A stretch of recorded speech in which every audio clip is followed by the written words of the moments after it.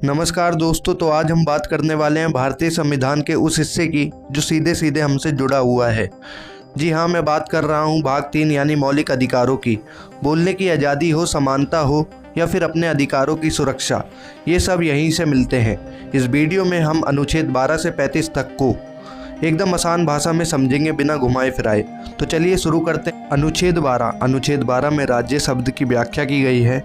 इसमें केंद्र सरकार, राज्य सरकार, संसद, राज्य विधानमंडल, स्थानीय निकाय तथा वह सभी संस्थाएं शामिल है जो सरकार के नियंत्रण या वित्त पोषण में कार्य करती हैं।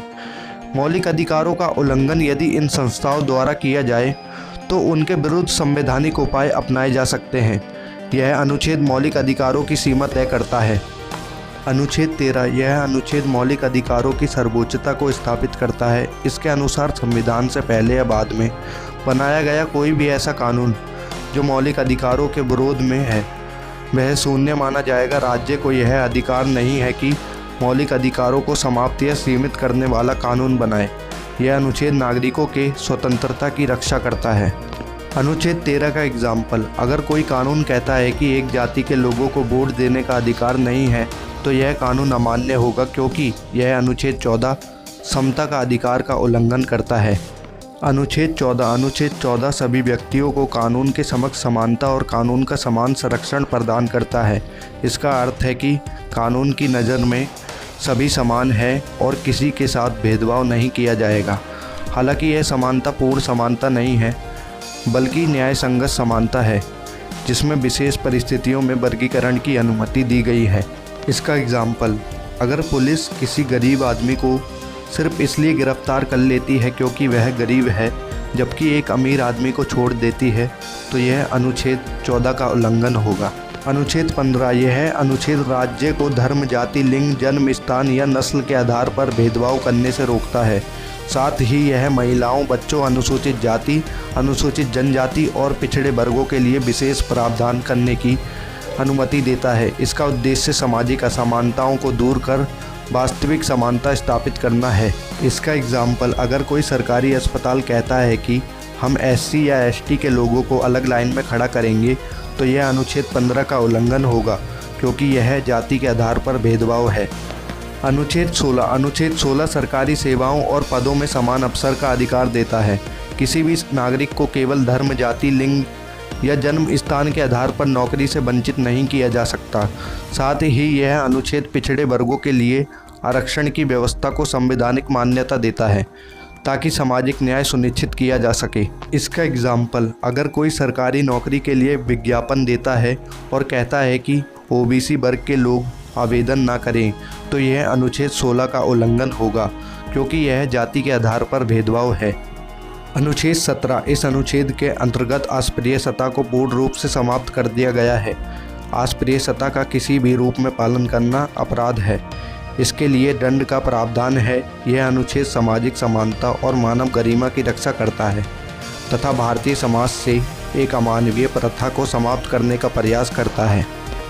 इसका उदाहरण, अगर कोई दुकानदार कहता है कि हम दलितों को सामान नहीं बेचेंगे तो यह अनुच्छेद 17 का उल्लंघन होगा, क्योंकि यह अस्पृश्यता का एक रूप है। अनुच्छेद 18 उपाधियों की समाप्ति से संबंधित है। राज्य किसी नागरिक को राजा, नवाब या अन्य उपाधियां नहीं देगा, क्योंकि इससे असमानता बढ़ती है। विदेशी राज्य से उपाधि लेने पर भी रोक है। हालांकि सैन्य और शैक्षणिक सम्मान जैसे भारत रत्न को इससे अलग रखा गया है। अनुच्छेद 18 का एग्जाम्पल, अगर सरकार किसी नागरिक को राष्ट्रीय नेता जैसी उपाधि देती है तो यह अनुच्छेद 18 का उल्लंघन होगा, क्योंकि यह एक प्रकार की सैन्य या शैक्षणिक उपाधि नहीं है बल्कि एक सम्मान है। अनुच्छेद 19, यह अनुच्छेद नागरिकों को 6 मौलिक स्वतंत्रताएं प्रदान करता है। विचार और अभिव्यक्ति, शांतिपूर्ण सभा संगठन बनाना, आवागमन, निवास और व्यवसाय की स्वतंत्रता। यह स्वतंत्रताएं निरंकुश नहीं हैं बल्कि देश की सुरक्षा, सार्वजनिक व्यवस्था और नैतिकता के हित में उचित प्रतिबंध लगाए जा सकते हैं।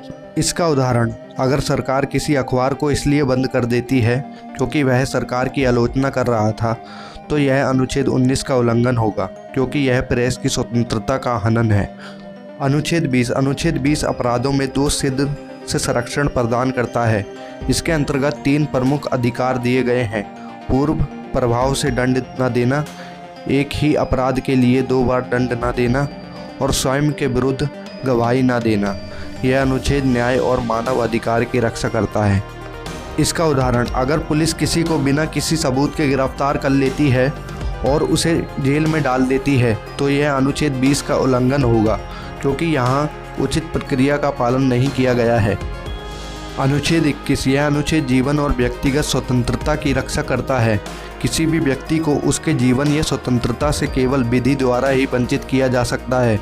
न्यायालयों ने इसकी व्यापक व्याख्या करते हुए इसमें गरिमापूर्ण जीवन, शिक्षा, स्वास्थ्य, स्वच्छ वातावरण और निजता जैसे अधिकार शामिल किए हैं।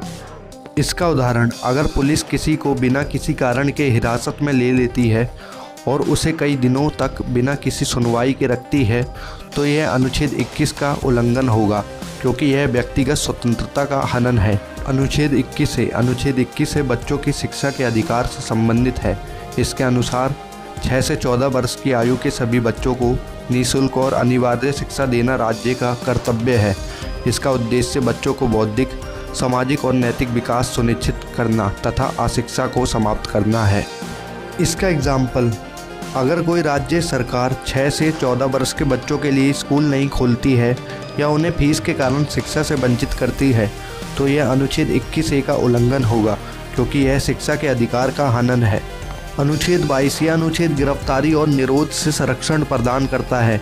गिरफ्तार व्यक्ति को गिरफ्तारी का कारण बताना, वकील से सलाह लेने का अधिकार और 24 घंटे के भीतर मजिस्ट्रेट के सामने पेश करना अनिवार्य है।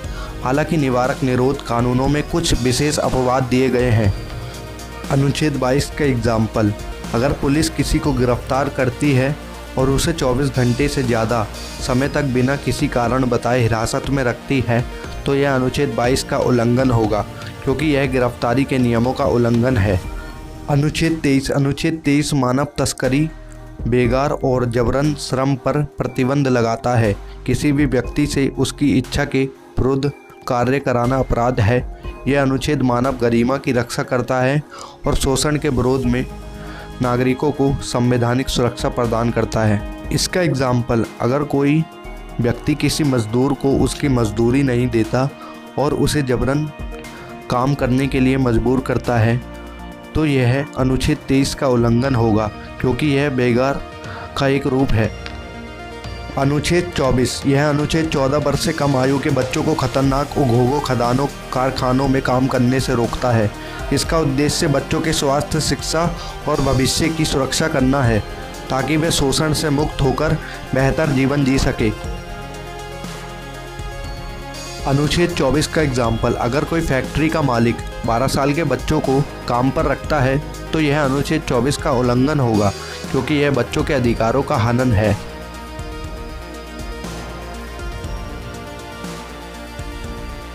अनुच्छेद 25 सभी व्यक्तियों को धर्म की स्वतंत्रता देता है। प्रत्येक व्यक्ति को अपने धर्म को मानने, आचरण करने और प्रचार करने का अधिकार है।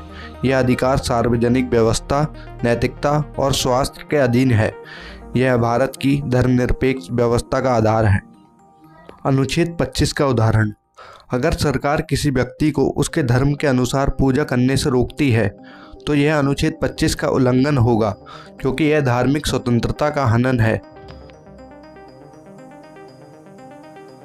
अनुच्छेद 26, यह अनुच्छेद धार्मिक संप्रदायों को अपने धार्मिक मामलों का प्रबंधन करने का अधिकार देता है।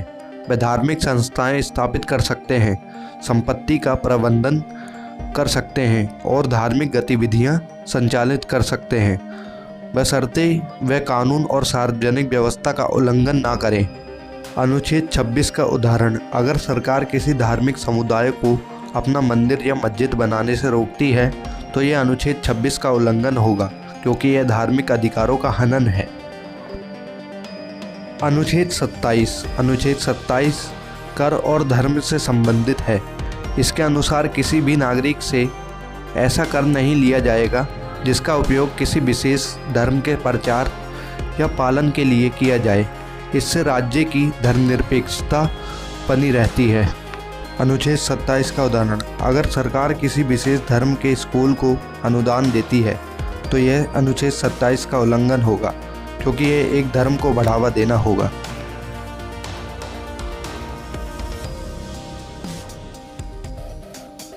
अनुच्छेद 28, यह अनुच्छेद शैक्षणिक संस्थाओं में धार्मिक शिक्षा से संबंधित है। सरकारी संस्थाओं में धार्मिक शिक्षा नहीं दी जाएगी।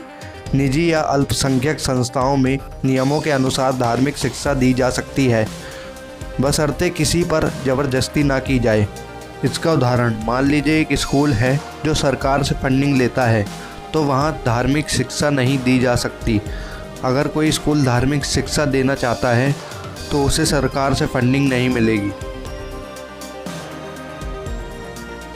अनुच्छेद 29 अल्पसंख्यकों को अपनी भाषा, लिपि और संस्कृति की रक्षा का अधिकार देता है। किसी भी नागरिक को केवल भाषा, धर्म या संस्कृति के आधार पर शासकीय शिक्षण संस्थानों में प्रवेश से वंचित नहीं किया जा सकता। अनुच्छेद 29 के अनुसार किसी भी नागरिक को अपनी भाषा, संस्कृति और धर्म को बढ़ावा देने का अधिकार है। उदाहरण, मान लीजिए एक राज्य में तमिल भाषा बोलने वाले लोग हैं, तो उन्हें अपनी भाषा और संस्कृति को बढ़ावा देने का अधिकार है। अगर कोई सरकार तमिल भाषा को बढ़ावा देने से रोकती है तो यह अनुच्छेद 29 का उल्लंघन होगा। अनुच्छेद 30, यह अनुच्छेद अल्पसंख्यकों को अपनी पसंद के शिक्षण संस्थान स्थापित करने और उनका प्रशासन करने का अधिकार देता है।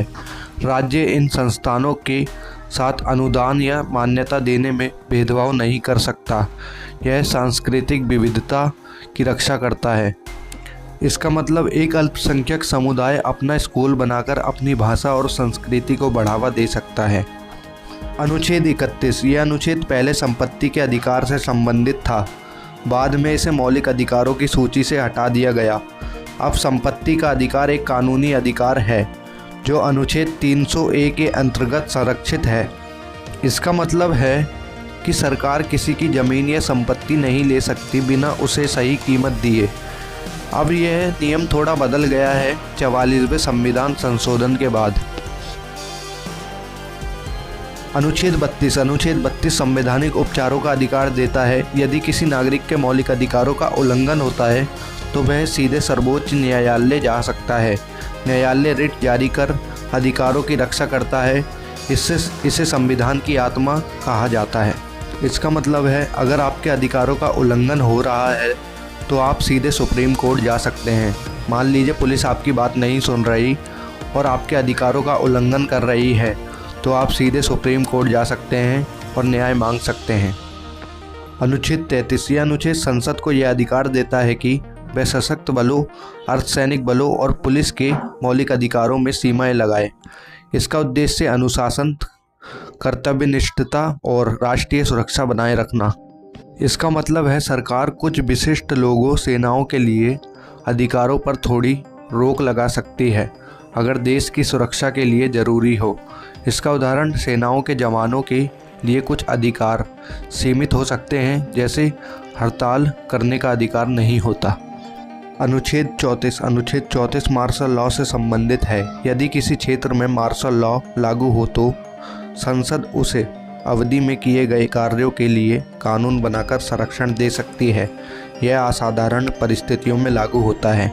इसका मतलब है जब मार्शल लॉ लगा हो तब भी कुछ अधिकारों की रक्षा की जाती है।